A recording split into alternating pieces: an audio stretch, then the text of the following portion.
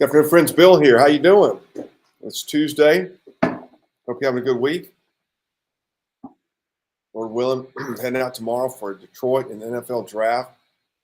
I think right now there's seven. Lord willing, 8 of us are going to be there. So I'm excited about that. I talked to Andy Schmelzer and Jerry Collins after they were at the Long Beach Grand Prix last weekend.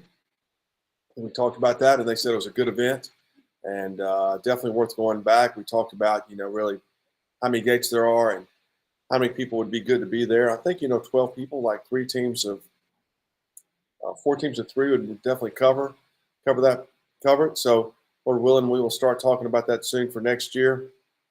So, thank you, Andy, Jerry, and Rick for leading it, and everyone else. And Arnold showed up with some guys as well. So, I think about 10 people overall reached the event. So, in this weekend, looking forward to that. As you probably heard me say. And by the way, if you hear this and you want to join us, there's still one opening there at the house in Detroit.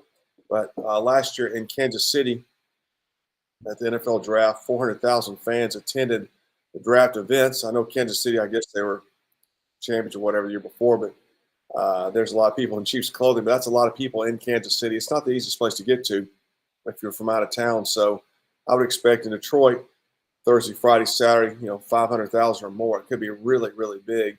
Plus the Lions had a good year, which is not necessarily – the only reason it's relevant is that fans are going to be energized to be out there and be a part of it. So it could really be a huge, huge event. Definitely looking forward to that. And the next weekend, not this one, but the next, Bobby McCurry's leading a team of probably 35, 36 at the Derby. It's become the second biggest event SFOI does there in Louisville.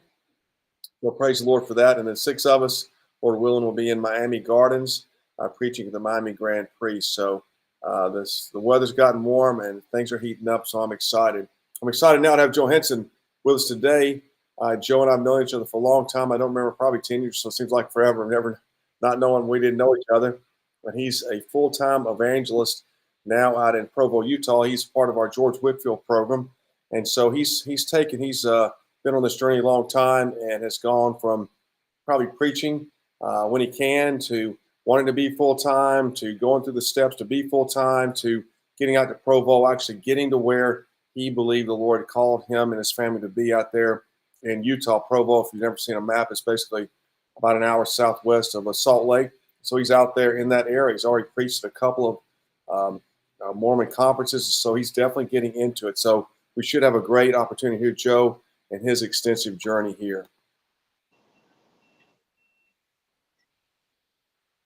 Joe, how you doing? I'm doing all right, sir. Good, good. Can you hear me okay? Yes, sir. Just fine. Great. He's with us. Heath, good to see you, sir, as always. So, Hey, Joe, brother I know you just got back, so we talked about a little bit on the phone. How was the going back home to Denton and everything? Was that nostalgic, or did it remind you of what you're doing in Utah? Tell us about that. Yeah, it really was. It was a good visit with family. They're celebrating my son's older son's 21st birthday, and just being there where I spent so many years, and that's where I started in any kind of outdoor open air ministry, and that's where I was full time for the first couple of years. So yeah, it's just good to get back and walk on those streets. It's a little bit boring in that Denton's a really flat place, and I'm spoiled for all these mountains that are surrounding us now. So that's so true.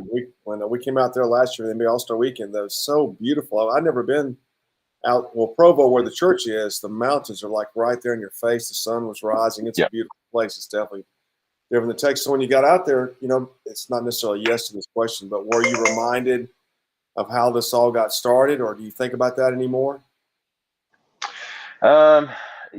Yeah, I don't think about it too often. I did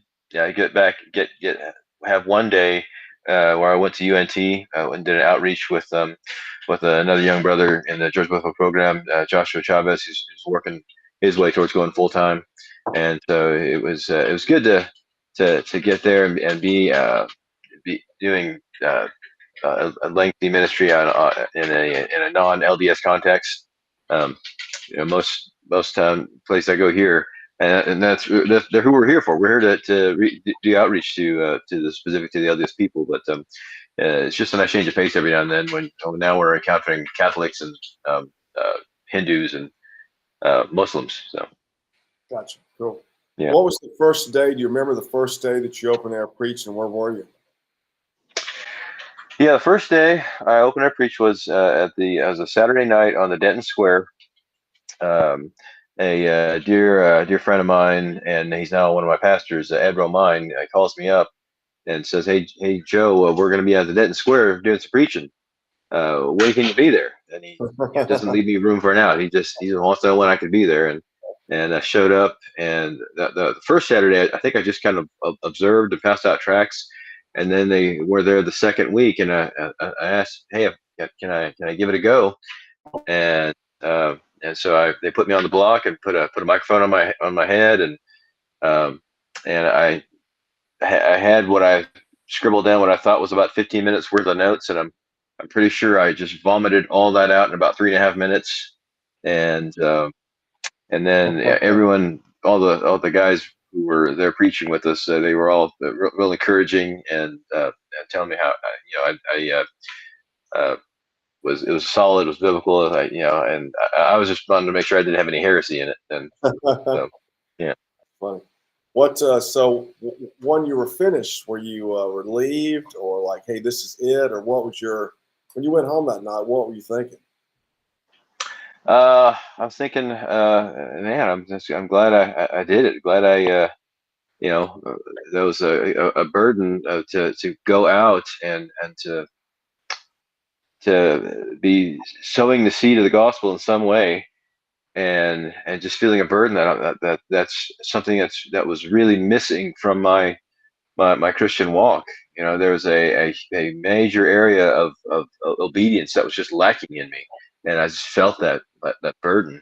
And then that night I went out, and not that everybody has to do it this way, the way that we do it, but I just felt very suited to it, even though I was nervous as anything. But once you get started, once you start to speak and make sound come out of your mouth, it just kind of takes over, and I just felt very suited to it. And then at the end of the night, I just um, you know, I felt like, yeah, this is a direction that I want to be giving more of my time to. So yeah. Well, let's back up just a little bit more, not too far, but so at what point did you knew Ed?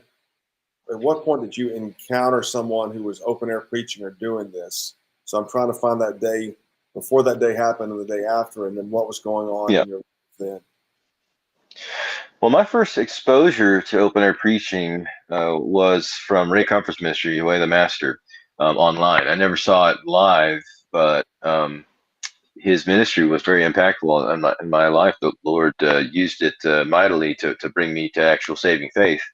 And so that was just what I understood, is that this is just a part of the Christian experience. Is some of us go out and preach, and so that was uh, when I first was truly regenerate and just a little baby in the faith.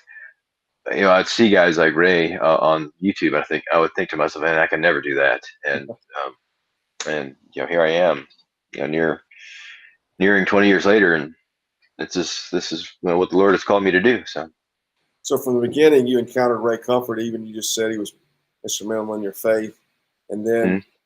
at what point did you encounter someone that you saw where you were at that was doing it, and began to at least have some friendship with them, so that leading to the point where he would call you up as if he knew you were an evangelistic Christian and Mhm. invite you to come join him? Well, I guess it would have been Ed. Our friendship started a couple years before online. We met in an online chat room that Ed was hosting, and me and Ed really hit it off, and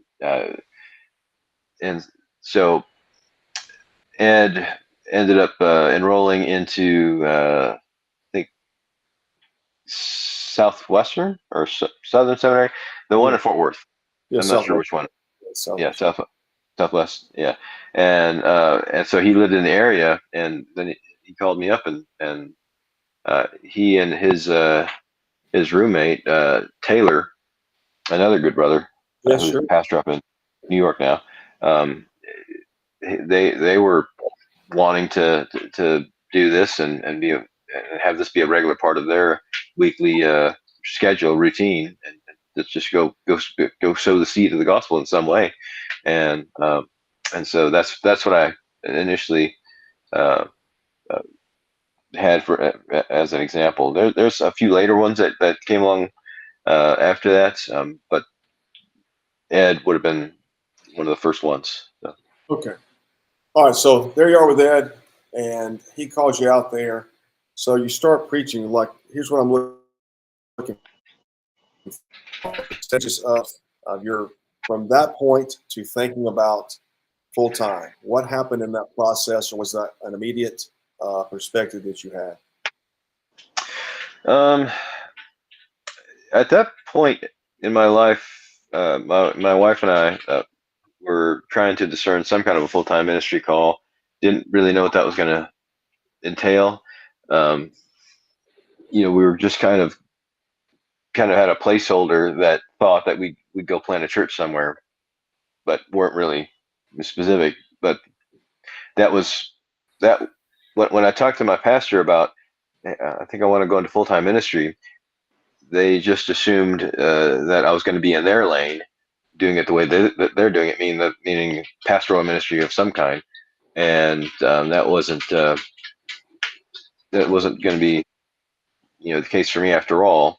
Um, and So Ed, in the course of going out with Ed and Taylor and the guys who were with them, um, one of the things that we would do at the end of the night is we'd go and have a late meal at like IHOP, and as we were having dinner, they were talking about, yeah, we got to get ready for this Super Bowl. The Super Bowl, the outreach is coming up. We got to get ready. Got to get our team in place. And I was like, what are you guys talking about? This Super Bowl outreach? Explain it to me. And and they said, oh no, you wouldn't be interested in that. No, go ahead and tell me. What is it? What does it involve? Well, we're going to go to the Super Bowl city. This is a ministry that we're part of, and we go to the Super Bowl city, and we do what we just did tonight, except we do it for like 3 or 4 days. We preach the gospel there on the street corners. And this year it's going to be in Phoenix. And I said, you know what? I think can you send me information on that? I think I want to look into it. I want to maybe look into joining. And he's like, "Are you sure?" And yeah, send it to me. And so they sent it to me, and I signed up, and that's where I met a man named Bill Adams.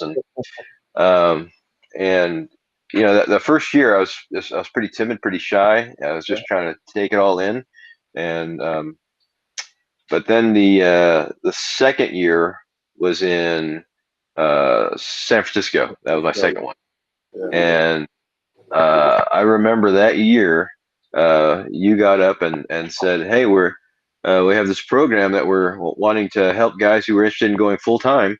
It's called the George Whitfield Program, and we want to train you how to do everything from A to Z, from getting started and raising support to having a regular schedule of preaching the gospel in a local context." And so I thought that really interests me, and I filed that away.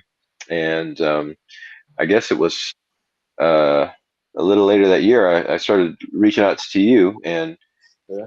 this is this was what the narrowing path of a call to full time ministry. It became narrowed down to this, to go and be a full time evangelist. So. What about that really, whatever language you want to use, appealed to you, spoke to you, Mhm. interest to you? What part of that? Well, I the all of the areas of study where I was in the Word and preparing and wanting to get equipped, and wanting to know, to be sharpened in apologetics, and just everything in me just started to want to be more formed up to be a better open air evangelist. And that other areas of interest that I would lose interest, or the door would close, and it was like, well, this is the path that I keep going down, um, and so it just became more of a clear thing that, yeah, this is what I'm suited to. This is what the Lord has put upon my heart, and it's clearly from the Holy Spirit. Because this is not something that I think some normal guy on a normal day is saying, hey, let me just go and get berated and yelled at by a bunch of young college kids for 4 hours. That's not somebody just seeks out because they want to. Right. Yeah. So from the beginning, from that time, of course, you said, now go back for a second. You said you and your wife had talked about doing full-time ministry. Why was ministry of interest to you? Why was Um, as I was something? younger, yeah, in my younger Christian walk, I just felt a growing burden, a growing desire to want to find a way of helping the body of Christ at large, helping the church in general, in either my local church or just being a part of the growth of the universal church overall, and not knowing what that was going to look like. Just get I just kind of started with this really broad category of, Lord, I want to be surrendered to doing something for for your kingdom, and I don't know what that is. And there was just this process of, as I was praying, the path would just get narrower. A door would close, and another door would open that didn't think about, and I would walk through it. And it was just, and as I would walk to the door, I would keep focusing down the prayer. Is this what you would have for us, or is this what you would want for us? But not just sitting there and waiting, but finding something to do while we were there. Trying to be faithful, trying to be active, as we were seeking the Lord's direction. And as we would do that, the it just became more and more clear that this is the way forward for us. So was it your makeup, in a sense, to want to serve that way, or was this a complete part of your conversion? Like before, you're self-centered, you're about the man yourself, Mm-hmm. and now you've got, in the regeneration, you've got this concern for people. Anything like that happen? Yeah, I don't know if I thought about it in those categories, but yeah, there was this. The old me was certainly centered on self, centered on just a completely selfish man, and every motivation to do something outwardly was, what's in it for me. And when that man died, and a new one was born in my place, that was, I was made different, and I had different motivations and different uh, goals, I guess. So yeah. Gotcha. That's interesting. Okay. Did anybody in your family, anybody that knew you, notice and say, what happened to the old Joe? Anything like that? You're a new creature? Yeah. Probably my wife. She being the closest to me. Yeah. She knows the man that I once was, um, and the guy I am today is completely different, um, and for the better, I would say. So, and I think she'd agree. Cool. So in your conversion, you became concerned, in a sense, for others, and thought about how to serve, and those sort of fundamental Christian doctrines and so forth. So here you are, as you're pursuing this. How do I serve completely? In a sense, you were open to whatever the Lord had, but in this introduction to, it's really more evangelism, but the open air preaching of evangelism, open air preaching the Hmm. gospel, that really got your attention. You're well suited for it. I think that's good language. And so then you just kept going down. That's good. Perseverance was the persevering part. Was that ever a challenge for you? Like, I don't want to keep pursuing this. Lord, help my unbelief. Or were you just naturally on a daily trek to find the answer to the question of how can I serve? Uh, yeah, I can't remember who said it first, but I remember a quote from Alistair Begg that said if you can ever imagine yourself doing something else other than and he would say preaching as like a pulpit preacher, I would just say other than full time ministry in this way, you can imagine yourself doing something else and being happy, then maybe you should go do that. Um, in my case, I just we had this goal, this ultimate goal of getting to Utah, and it took years. It took 10 years before we finally realized it. And along the way, as we were trying to figure out if we're ever going to get here, I my many prayers would say, wherever you send us, I'm going to keep preaching. I'm going to keep doing this work. I'm going to keep going out where I am.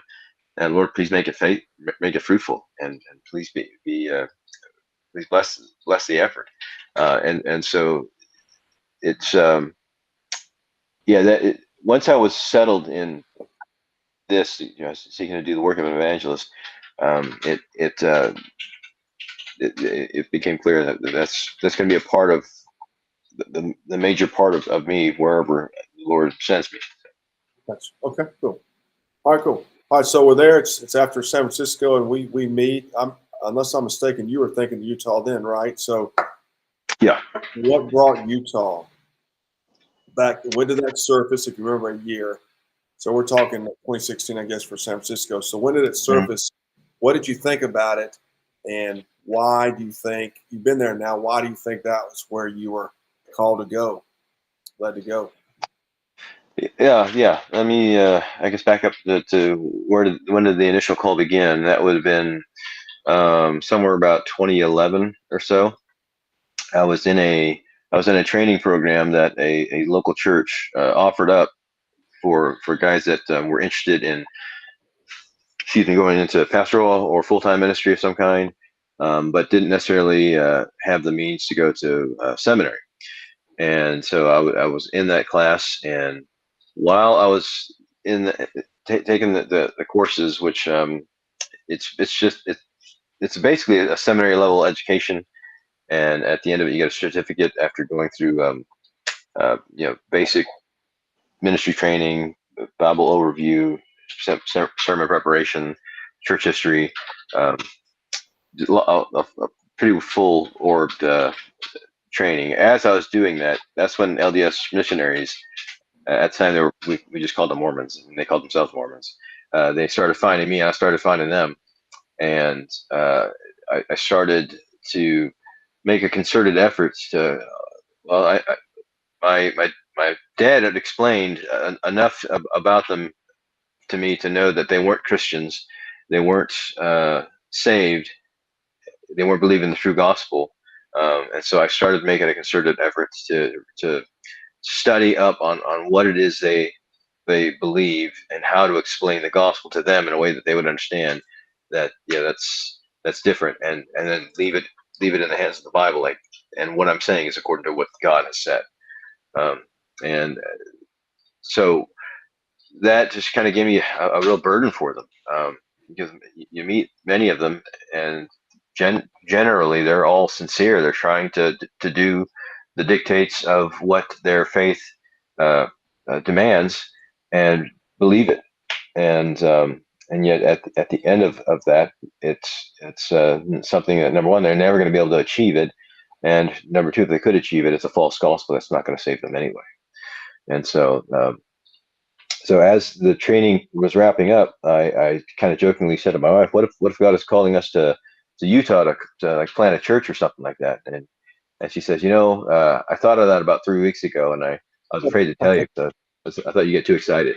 And so with that scary bit of agreement, we started praying in this direction. Again, the Lord was just narrowing down uh, the path for us, and so it took a long while, but we're finally here. So, That's interesting. Yeah, that's amazing. So you just accepted well, it going forward. You accepted the preaching and the Mormon mission, kept going yeah, forward. Right. That's kind of what the way it's described. You never second guessed it or looked around anywhere else. Nothing like yeah, that. All yeah. right. Cool. Yeah, and of Now, course Utah. So why specifically Utah? Why Mormons? It's the LDS people right here in the middle of America, modern America, the most prosperous nation in the world, modernized nation in the world. It's an unreached people group. It's especially here in the Utah Valley, 680, maybe getting closer to 700,000 people. 70% LDS, uh, less than 8% Catholic, and then less than 1% evangelical Christian. And so, by all accounts, it's an unreached people group, and they need Christians to move here and preach the word, sow the word, share the word, and be faithful. amen. All right, so we talk about this. We meet. You start going forward. We start working together. To describe, if you want, if you're willing, the how you did to help you in that step, and how did you um, perceive that, analyze that, so forth from God calling you into this work. I missed the first part of that. You kind of broke up. So what I want you to describe now, so you're on the journey to go full time, but at one point, God sort of said, I'm going to help you. I'm going to help you be full time. You know what I'm talking about? Mm-hmm.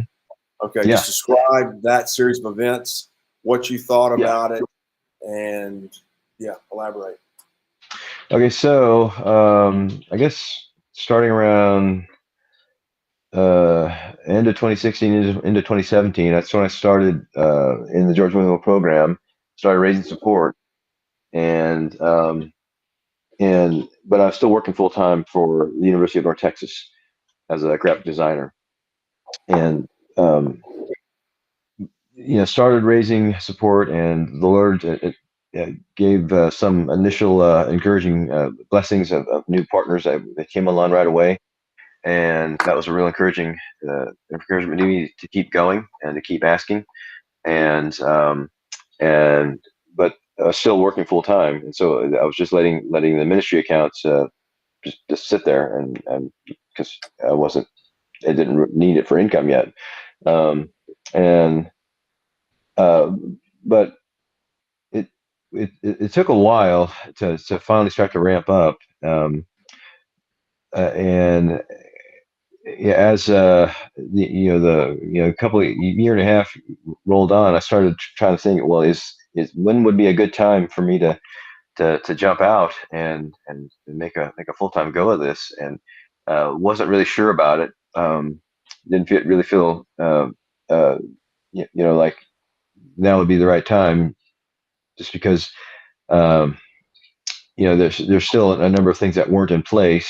The ministry account was getting to a certain number because it was just growing, but I wasn't sure about it, and then another year or so goes by, and all of a sudden we have this massive global pandemic situation that just affects the whole world, and that was 2020, I guess, and uh, the whole time I was just trying to be faithful to do regular weekly support racing and find new partners, and the Lord uh, would bless a couple here, a couple there, and then there'd be a few months of nothing, and I would just keep asking, keep working, and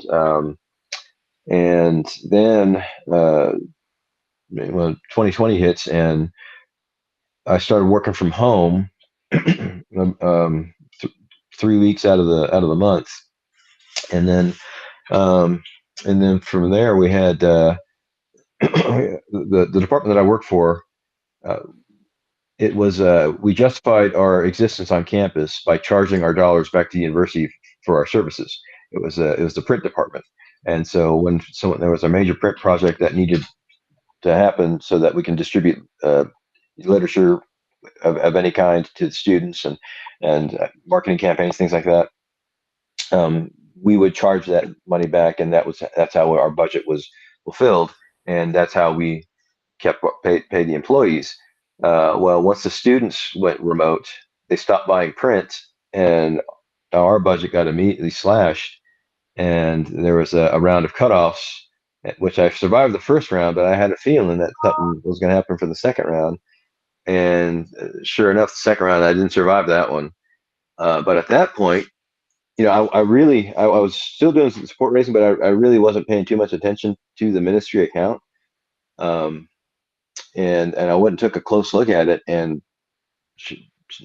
there was roughly 6 months of expenses just sitting there, ready, like right when I needed it.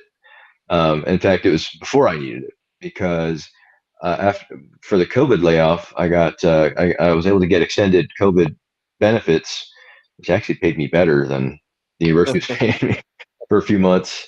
And so with that with that freed up my time that allowed me to accelerate my sport raising and got even more partners online and so that we were able to get to the point where we're able to make ends meet, and we're totally, dependent on the Lord, but we're able to do it now, and that opened all the doors. That opened up getting here to Utah because my wife, she actually, with it, somewhere in the middle of all that, she got a position where she was able to work remotely, and that allowed her to work anywhere as long as the bank operates. The bank she works for, as long as they operate in that state, she can work from anywhere. And so that opened just a lot of doors, seemingly all at once. It seemed like overnight. It's just everything was laid open to us. Yeah. Plus, Ed had gotten out there by then, right? Yes. Yeah. That's the other thing is Ed's journey brought him out here to Provo a few years before I got here, and so now he's actually one of the pastors over First Baptist Church of Provo, where we are members now. So. Yeah. So he was there, kind of waiting on you, and all that Mm-hmm. opened up a church relationship. Did you Mm-hmm. think? Obviously, after listening to the story now, my answer would be no. But did you think when UNT let you go that, hey, what's going on here, Lord? Is this a setback, or did you think this is furthering the cause, or did you just take it in stride and uh, and just go with the flow, kind of? What was your response? I had a feeling it was coming, and um, maybe a few months before, or maybe a year before, I would have been like sweating a little bit, like what's going on here. But man, for some reason, at that when it happened, when it did, I had a real peace about it, and I looked at the situation, looked at what we had available, and I said, Lord, I believe you're opening a door here. We're just gonna step through the door and keep going and see if you bless it. And he did. So. And then what year did you move out to Provo? Moved here last June. Yeah. So almost a year. Yeah. Really? Yeah. Sure, not 2 years ago? Because we were there last year in the spring. Yeah. Yeah. I guess 2020, and then I guess we made it through 20, past 20 into 21, and then in 2021, that's when we had to like make one more lease to a place in Texas just to kind of get things in order. Yeah. Yeah. Gotcha. Cool. Well, I was always so excited because you made it out there. That was a destination. It was a unique place and so forth. Has it been what you expected? Has it been more, less? Just evaluate, like, you got there, your full time, your life, in a sense, since Mhm. conversion has kind of led to this point. You're living it all out. And what is it? How do you reflect upon it now? Yeah, I mean, it's what we thought it would be. It's a tremendous amount of lost people that are here. There's no shortage of lost people to preach to. So there's plenty of room. That's Um, funny. there's no shortage of fish to try to reel into the boat. Yeah. Um, and the other thing is it's a different context for me. I've grew up my whole life living in the Bible Belt, and everyone just was more of an assumed Christian, and we know what that means. But now here in Utah, everyone's just an assumed member of their church, and we're clearly the minority, and so it's interesting. There's not just a whole ton of outward disagreement with local pastors just because there's so few of them, and they all need to band together to work together, and they all have the same goal in mind. So that's been kind of refreshing. So yeah. That's good. Well, that's good. So you're out there. Do you feel lonely? Ever get lonely? Like, hey, we're out here. I mean, Ed's there and that, but did you? Or it sounds like you just fit right in and kept on rolling. Mhm. Yeah, yeah.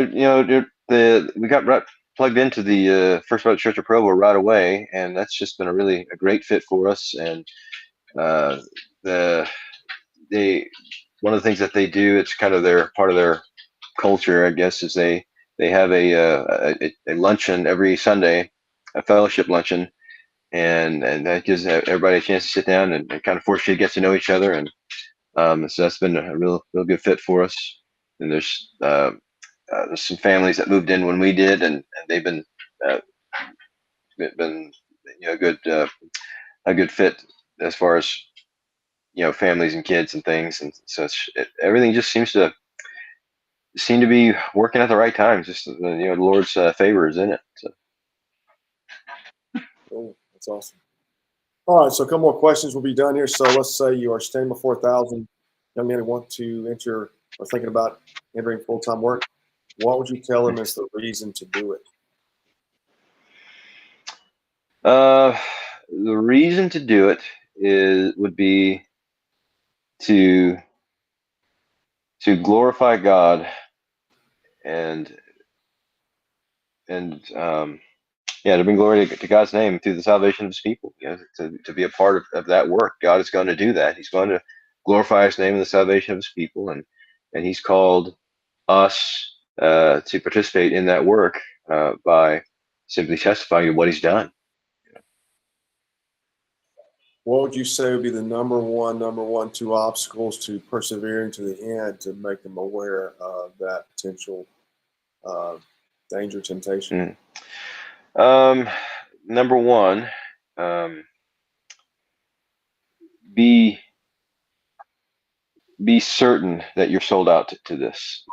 If little distractions along the way can just get your attention, then maybe you're not going to be so focused on the task at hand on getting this going, because there's going to be distractions. There's just distractions as part of life, and like I said earlier, if there's anything you can imagine doing that isn't this, and you can be happy, then you should probably go do that. But be sold out to this. Be certain of that.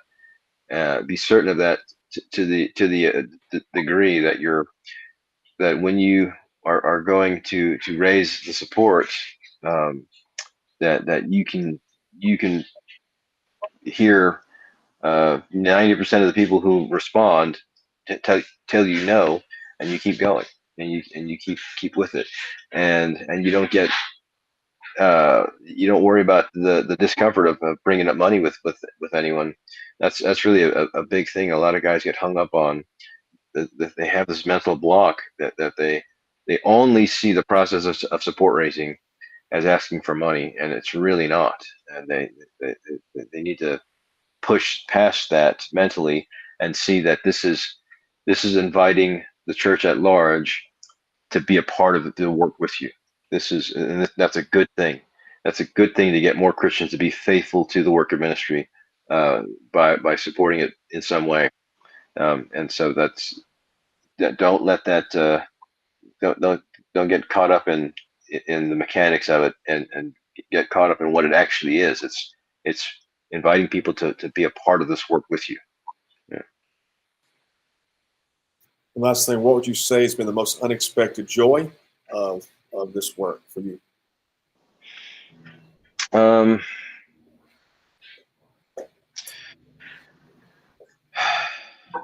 Unexpected joy. I don't know if it's unexpected, but we came here to talk to lost people, and it's always a joy and a privilege when any one of them stops and asks questions, and what are you doing, and then I'm pointing them to Jesus, and that's always a thrill and a privilege to get to do that. So Awesome, cool. All right, hey Ed, how you doing? Thanks for tuning in.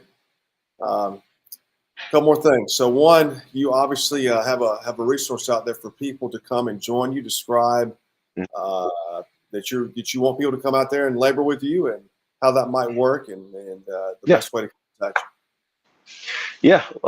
So the First Baptist Church of Provo loves housing mission teams to come in and do all kind of evangelistic outreach work.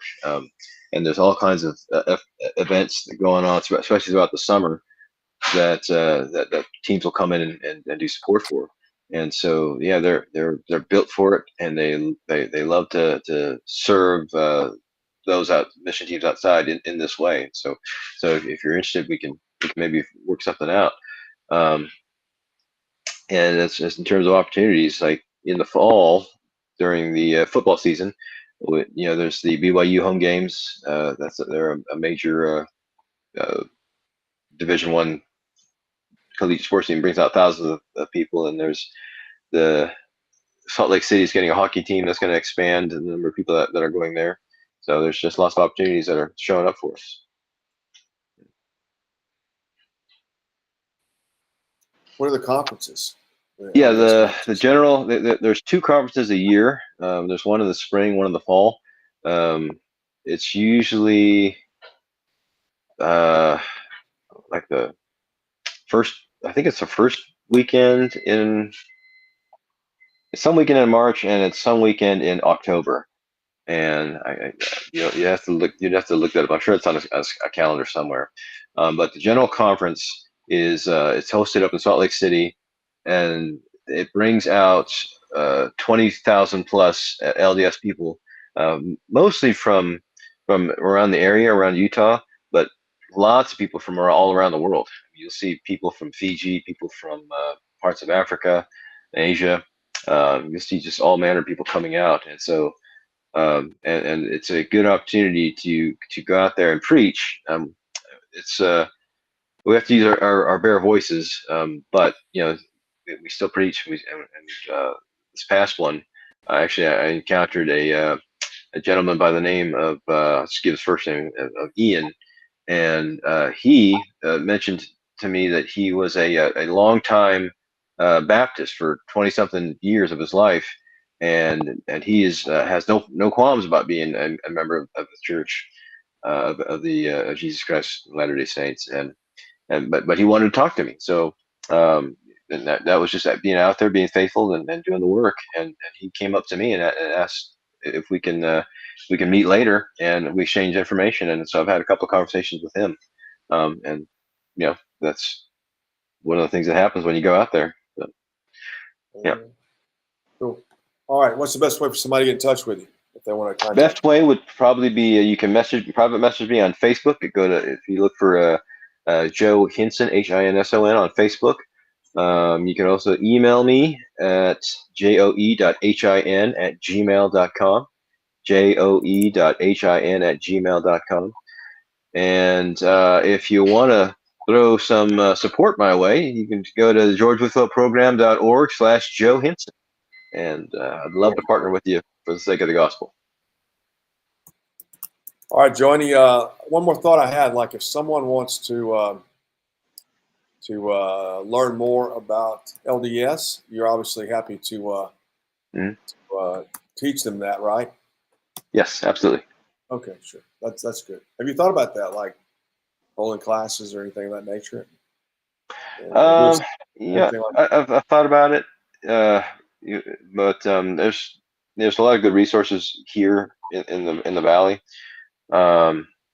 and so yeah, I mean, I'm willing to do it and would love to do it, but there's also other resources like there's a new Christian bookstore that just opened up north of me, about 45 minutes north of me, and it is run by a gentleman by the name of Bill McKeever, and I forgot Eric. I forgot his last name, but that's a great place to get information on how to do outreach to LDS community, both the way we do it in the open air, or just one-on-one when those guys come and knock on your door. All right, Joe. What a treat. Thanks so much. Thanks for coming on today, Aaron. That's awesome. Thanks a lot. Tell Ed hi when you see him. Will do. Thanks for having me, Bill. All right, Joe. Take care. Right. Yeah, great story there of persevering through it all and getting to the end game of getting in the location you believe the Lord wants you to be at, and persevering. You know, we as part of the program we would talk and pray once a week, and so we were talked a lot over many years getting out there, and I was just so excited he could get out there in the sense seeing that fulfillment of the mission and then preaching it. You know, when the older you get and you read church history, watch how church works in a sense. If you see, it just takes people to go out and do something. It's not a complicated gnostic experience. It's somebody going somewhere and they start doing something, and then before long, you've got Christians there, churches there, the kingdom of God is there, and so forth. And so, for Joe to be out there in Utah, in the Provo Valley, around Salt Lake with Ed and that church there, it's just a dynamic opportunity for Christ to be preached and this process to really begin and flourish. And so, amen. It's kind of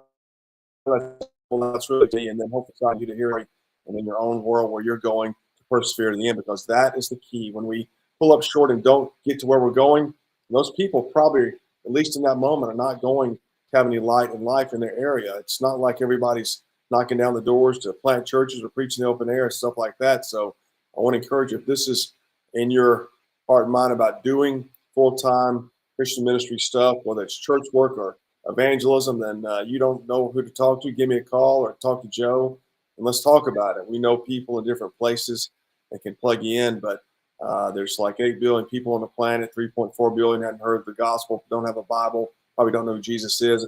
There's a lot of opportunity / need out there. So like Joe said, you got to be resolved to get this, to make a high commitment to this work.